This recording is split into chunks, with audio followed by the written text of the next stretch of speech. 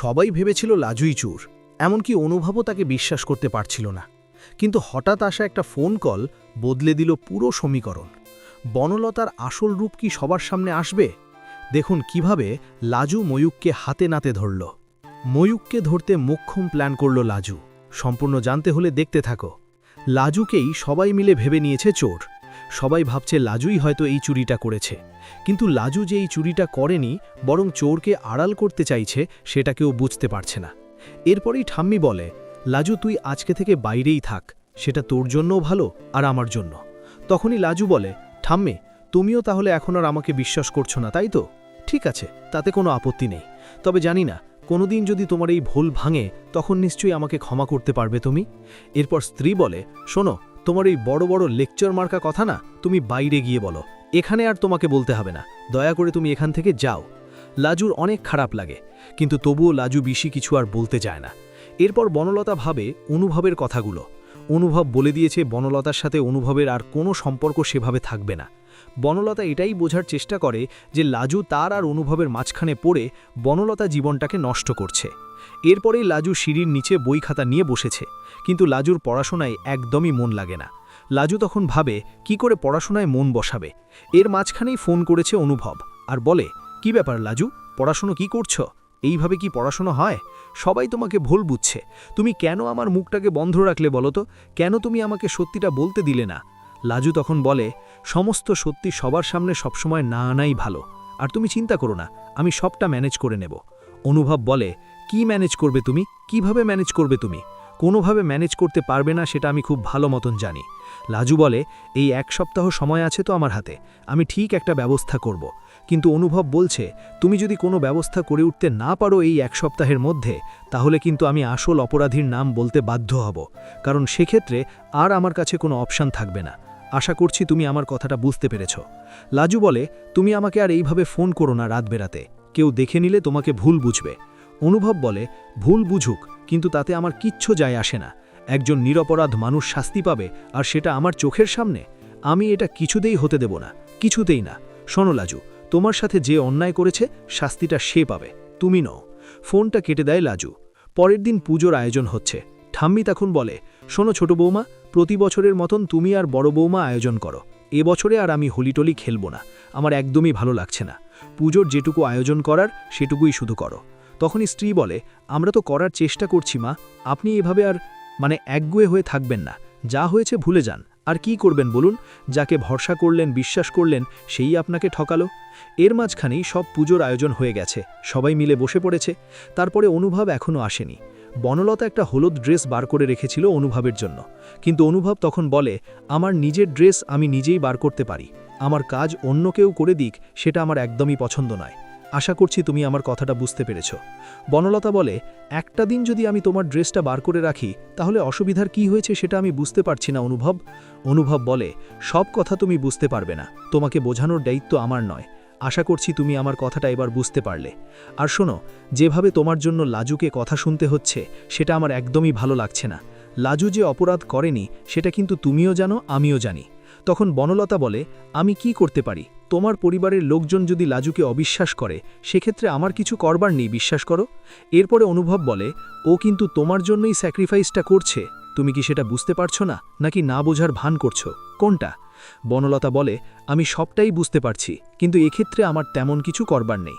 পুজোর ঘরে সবাই এলাও, কিন্তু লাজুকে কেউ ঢুকতেও দিতে চায় না, আর বলে, না লাজু, তোমার ঢোকার কোনো দরকার নেই, তুমি ওই বাইরে বসেই পুজো আচ্ছা দেখো, তোমাকে আর আমরা ভরসা বিশ্বাস করে উঠতে পারছি না। লাজুর অনেক খারাপ লাগে, কিন্তু তবুও লাজু মুখ ফুটে বলে না যে কে আসল চোর। এরপর ঠাম্মি বলে, লাজু তুই আজকাল সবার সামনে আর আসিস না, নিজেকে একটু সরিয়েই রাখ, না হলে কেউ সেটা মেনে নিতে পারছে না। অনুভব মনে মনে ভাবে, যে মেয়েটা কোনো রকমের কোনো অন্যায় করেনি, সে বেকার বেকার কষ্ট পাচ্ছে, এটা একদমই ঠিক হচ্ছে না, আমার খুব খারাপ লাগছে। ইচ্ছে করছে সবাইকে এক্ষুনি বলে দিই যে লাজু কোনো চোর নয়, চোর আসলে বনলতা চ্যাটার্জি। তার মাঝখানেই ঠাম্মি তখন ভাবে, এত ভালোবেসেছিলাম মেয়েটাকে, নিজের নাতনির জায়গাটা দিলাম, আর সেই কিনা এত বড় একটা অপরাধ করে বসল। এরপর পুজো হয়ে গেছে, পুজোর প্রসাদ দেওয়া হবে। লাজু বলে, আমি এক্ষুনি প্লেট নিয়ে আসছি, কিন্তু শর্মিলা তখন বলে, না লাজু, তোকে আর প্লেট আনতে হবে না, তুই যদি প্লেট আনিস তাহলে এখানে যারা বসে আছে তারা অনেকেই আর প্রসাদ খেতে চাইবে না, তাই তোর কিছু আনার দরকার নেই। তুই বরং তোর হোস্টেলের খোঁজটা দেখ। 7 দিনের মধ্যে একদিন তো চলেই যাচ্ছে, তারপর কিন্তু তুই বলিস না যে হোস্টেল খুঁজে পাসনি। যত তাড়াতাড়ি সম্ভব তুই এখান থেকে বেরোবি, বুঝতে পারলি? লাজু আর কিছু বলতে চায় না। এরপর পুজো শেষ হতেই সবাই প্রসাদ খায়, আর এরপর গুরুজনের পায়ে আবির দিয়ে হোলি খেলা শুরু হবে। ঠাম্মির পায়ে সবাই মিলে আবির দিতে থাকে। এরপর ঠাম্মি বলে, আমার এবছর একদমই মন মেজাজের অবস্থা ভালো নেই, তোদের ইচ্ছা তোরা খেলা, আমাকে এর মধ্যে টানিস না। তখনই বলরাম বলে, আচ্ছা ঠাম্মি, তোমাকে না নিয়ে খেললে কেমন লাগে বলো তো? যা হয়েছে ভুলে যাও না।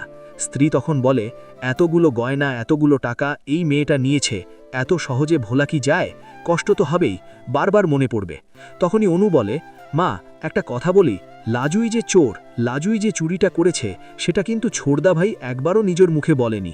তাহলে তুমি কি করে বিশ্বাস করছো যে লাজুই চুরিটা করেছে, অন্য কেউ নয়? তখন স্ত্রী বলে, লাজুই চুরিটা করেছে, এটার কারণ হচ্ছে কৃষ্ণ পুরোপুরি চুপ করে রয়েছে। যদি লাজু চুরি না করত তাহলে কৃষ্ণ কখনোই প্রতিবাদ করত না। আর এখানে বোঝাই যাচ্ছে যে লাজুই মা ঘরে থাকে, অভাবে পুরোপুরি স্বভাবটা নষ্ট হয়েছে। বনলতা চুপচাপ শুনতে থাকে, কোনো প্রোটেস্ট করে না, কারণ বনলতা বুঝতে পারে যে সেখানে প্রোটেস্ট করলে কোনো লাভ হবে না। এরপরে বনলতা ঘরে ছিল না। বনলতার ফোনটা বারবার করে বাজতে থাকে। ফোন করেছে সেই ময়ূক, আর ফোনটা রিসিভ করে লাজু। ময়ূক ফোনে বলে, কি ভেবেছ 15 লাখ টাকা আমাকে দেবে না? যত তাড়াতাড়ি সম্ভব 15 লাখ টাকা নিয়ে চলে এসো। লাজু তার গলার স্বর চেঞ্জ করে জিজ্ঞেস করে, কোথায়?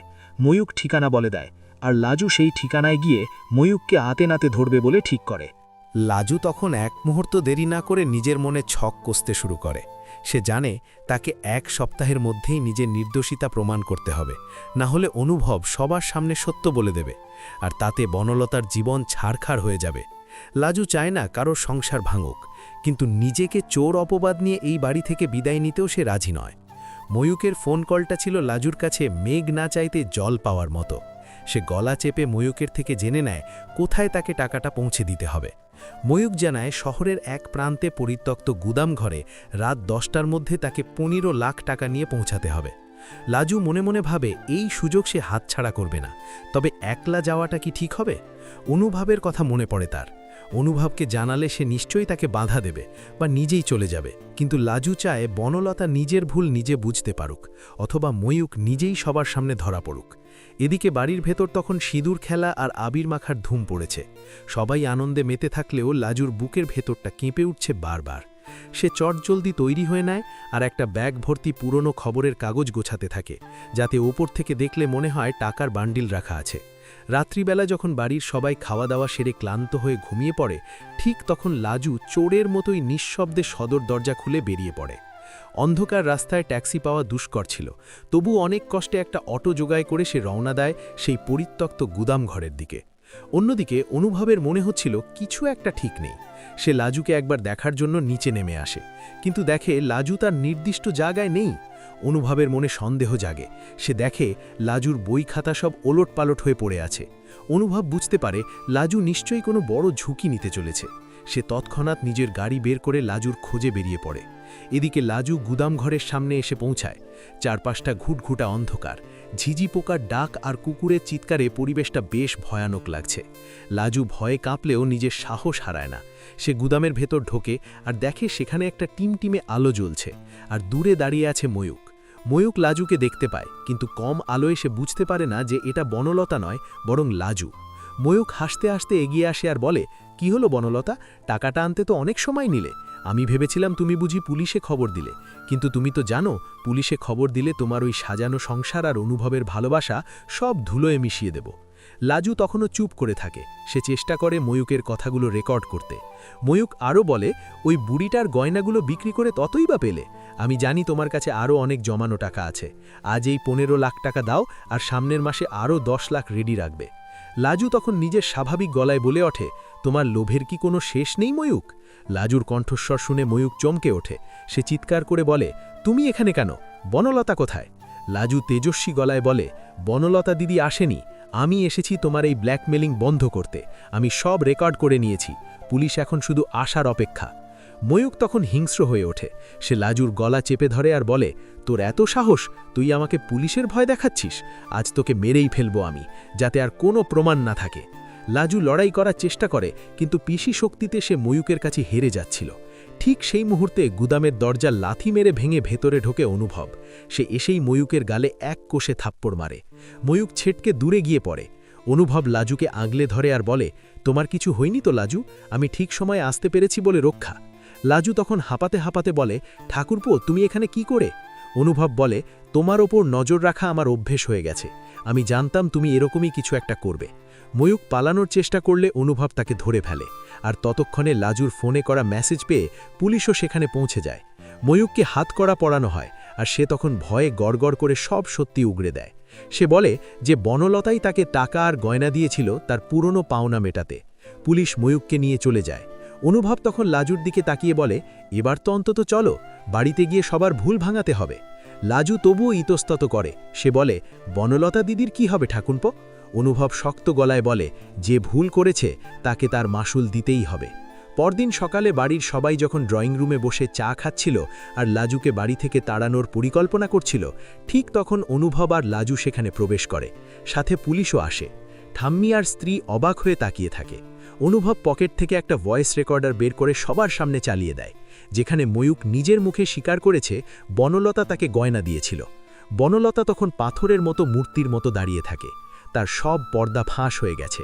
ঠাম্মি স্তম্ভিত হয়ে যায়। সে বুঝতে পারে সে কত বড় অন্যায় করেছে লাজুর সাথে। সে লাজুর কাছে গিয়ে হাত ধরে কান্নায় ভেঙে পড়ে আর বলে, আমায় ক্ষমা কর দিবি ভাই, আমি হিরে চিনতে ভুল করেছিলাম আর কাঁচকে হিরে ভেবেছিলাম। স্ত্রীও মাথা নিচু করে দাঁড়িয়ে থাকে। অনুভবের চোখে তখন ঘৃণা বনলতার জন্য। সে বলে, আজ থেকে আমাদের সব সম্পর্ক শেষ বনলতা। তুমি লাজুর আত্মত্যাগকেও সম্মান দিতে পারোনি। বনলতাকে বাড়ি থেকে বের করে দেওয়া হয়, আর লাজু আবার তার হারানো সম্মান ফিরে পায়। বাড়ির সবাই বুঝতে পারে যে অভাব থাকলেই মানুষ চোর হয় না, বরং সৎ থাকাটাই আসল। মানুষ আবার নিজের পড়াশোনায় মন দেয়, আর অনুভব তাকে প্রতিজ্ঞা করে যে সে সারা জীবন লাজুর পাশে ছায়ার মতো থাকবে। লাজুর চোখে তখন জল, কিন্তু সেটা দুঃখের নয়, বরং পরম তৃপ্তির, কারণ সে আজ প্রমাণ করতে পেরেছে যে সত্যের জয় সব সময় হয়। শেষ পর্যন্ত লাজু ময়ূককে হাতে নাতে ধরল আর নিজের জীবনটাকে নতুন করে সাজিয়ে তোলার স্বপ্ন দেখতে শুরু করল। বন্ধুরা, অভাব থাকলেই কি মানুষ চোর হয়? লাজু আজ প্রমাণ করে দিল যে সততা আর সাহস থাকলে যে কোনো কঠিন পরিস্থিতি জয় করা সম্ভব। নিজের সম্মান বাঁচাতে লাজু যে ঝুঁকি নিয়েছে, তা কি আপনার মন ছুঁয়ে গেছে? আপনার জন্য আজকের প্রশ্ন 1, আপনার কি মনে হয় অনুভবের উচিত বনলতাকে আর একটি সুযোগ দেওয়া, নাকি লাজুর মতো এমন সাহসী মেয়েদেরই সমাজে বেশি প্রয়োজন? আপনার মূল্যবান মতামত অবশ্যই কমেন্ট বক্সে লিখে জানান।